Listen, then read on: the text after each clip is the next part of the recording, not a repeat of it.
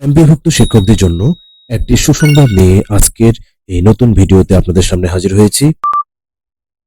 যারা চ্যানেলটিকে এখন পর্যন্ত সাবস্ক্রাইব করেননি তারা চ্যানেলটিকে সাবস্ক্রাইব করে পাশে থাকবেন এবং যে কোনো আপডেট তথ্য জানতে চোখ রাখুন আমাদের চ্যানেলের রেগুলার ভিডিওতে।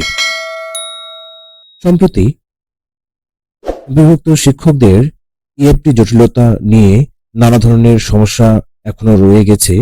এর মধ্যে একটি আনন্দের সংবাদ হলো, আগে বাসা ভাড়া বৃদ্ধির এবং মেডিকেল বা চিকিৎসা ভাতা বৃদ্ধির বিষয়ে বিভিন্ন কথা প্রচলিত ছিল এবং এর নিয়ে বিভিন্ন ধরনের আন্দোলন চলমান রয়েছিল অনেক দিন ধরে। এর পরিপ্রেক্ষিতে কি হারে বাড়তে চলছে আপনাদের বেতন ভাতা এবং চিকিৎসা ভাতা, এটি নিয়ে আমরা বিস্তারিত জানবো আজকের ভিডিওতে।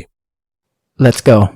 আপনারা অবগত আছেন, দীর্ঘদিন ধরে এমপিভুক্ত শিক্ষক কর্মচারীরা আন্দোলন করে আসছেন, কারণ এটি বাংলাদেশে অনেক বৈষম্যের সৃষ্টি করে।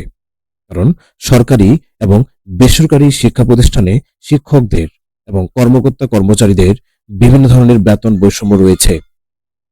একজন এমপিভুক্ত শিক্ষক, সহকারী শিক্ষক, তিনি 12,500 স্কেল এবং অর্থাৎ 11তম গ্রেড, এবং একজন সরকারি স্কুলের সহকারী শিক্ষক উনি 16,000 স্কেলে যাত্রা শুরু করে।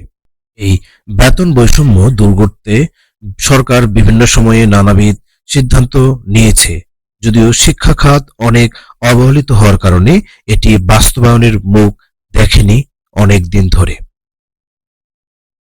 এখন আপনাদের মনে অনেকেরই প্রশ্ন যে কি হারে বাড়তে চলেছে, আনুপাতিক হারে নাকি শতকরা হারে?